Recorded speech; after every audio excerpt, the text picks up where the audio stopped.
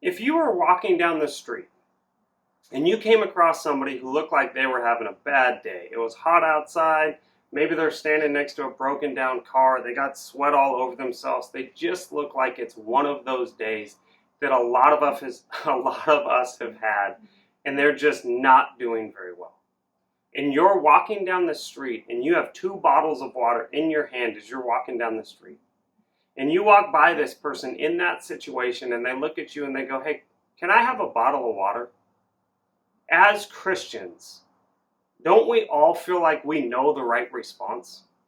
Like if you're supposed to love like Jesus loved and sacrifice like Jesus sacrificed, don't we know the right response in that situation? We think we all do, right? Right?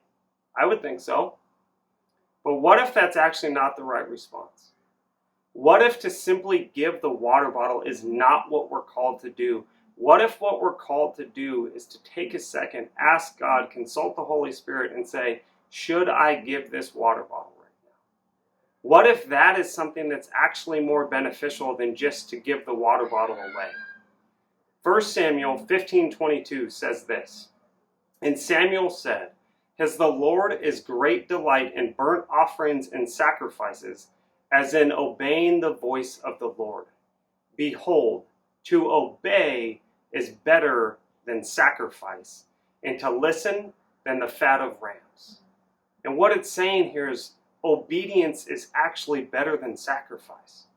What happens if God has someone that he's really been working on their generosity with, and they are right in the street behind you and just a couple steps behind, and they have 1 bottle of water, and God's going to lay it on their heart for them to give that bottle of water? And I'm not saying we mess up God's plan or what. I'm not getting into that. I'm simply saying I think as Christians we always assume we know the right thing to do in those circumstances because you're just supposed to sacrifice and do the Jesus thing, right? But the Jesus thing is truly to obey every single thing that the Father calls you to do. That's what defined Jesus more than anything else. And for us, I think it's a great reminder.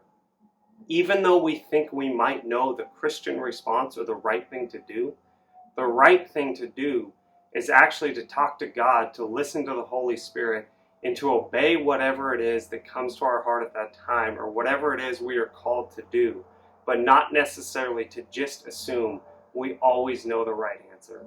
Because sometimes we're a part of something that God is doing something so much bigger and we don't even know it. And our job is to obey. Not to assume that we have it figured out, not to play the role of God, but simply to obey the Father's voice and do whatever it is that he calls us to do and see where that takes us. Good luck as you go through the day, and I hope you work on being able to obey and really listen to God in every single thing that you do.